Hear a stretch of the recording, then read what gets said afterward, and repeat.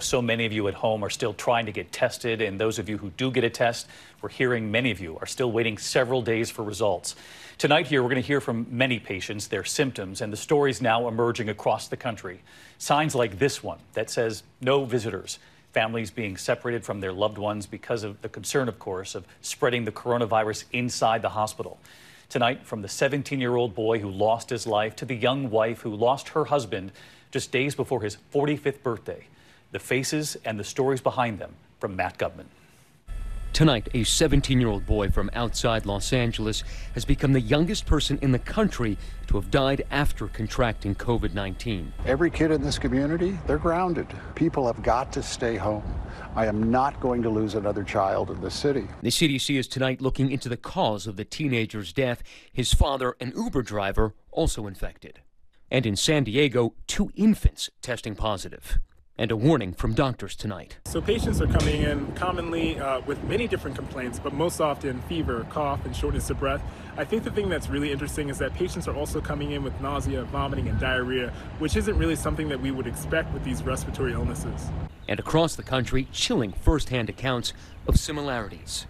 Terry Chaseley's in her 40s and active until the virus colonized her lungs. I was at the gym working out, and then fever and nausea kicked in. Within days, she was hospitalized. Well, I've had it going on. This is my 16th day now. The whole time, she hasn't seen her husband and 3 kids. He leaves food at the door. I have FaceTimed with my family, and my kids leave notes and little crafts for me at the door.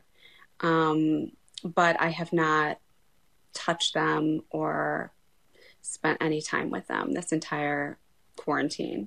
One of the symptoms, a loss of smell, which also happened to Yvette Paz. But one thing that I did notice that changed, I completely lost my sense of smell.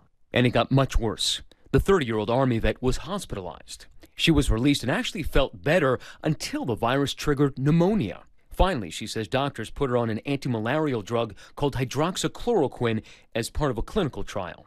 In Missouri, 5 family members you see in this picture got the virus. First, matriarch Jane Winehouse. Then her son Jason, his brother, sister-in-law, and father Mike. All of them falling ill, 3 of them suffering pneumonia. The virus also spreading through Erica Cave Miller's family. Speaking to ABC's Start Here podcast, she describes the agony of losing her husband Jermaine just days before his 45th birthday. I felt so helpless, and I'm sitting there like, what am I supposed to do?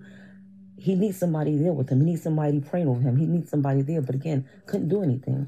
Once he tested positive, doctors separated Jermaine from their 2 kids and from Erica. She never got to say goodbye. Matt, you're reporting highlighting what so many families are going through, being separated from loved ones and, of course, not knowing if they will ever see them again. And I know that we reported earlier this week here on former presidential candidate Amy Klobuchar, the senator, saying that she's been unable to see her husband, who's in the hospital, came down with coronavirus as well. You have news on that front tonight? Yeah, he's still in the hospital tonight, David. He is suffering from pneumonia, and that's why he is still on oxygen. The senator's team says that he's in good spirits, doing well, and she did not contract the virus because she had been away from him for about 2 weeks before he got sick. But like so many we spoke to, she says the hardest thing about this disease is that physical separation from loved ones. David. Yeah, and I'm sure that's why she shared that story, knowing millions of others are about to go through the same thing. Matt, thank you. Hi, everyone. George Stephanopoulos here. Thanks for checking out the ABC News YouTube channel. If you'd like to get more videos, show highlights, and watch live event coverage, click on the right over here to subscribe to our channel. And don't forget to download the ABC News app for breaking news alerts. Thanks for watching.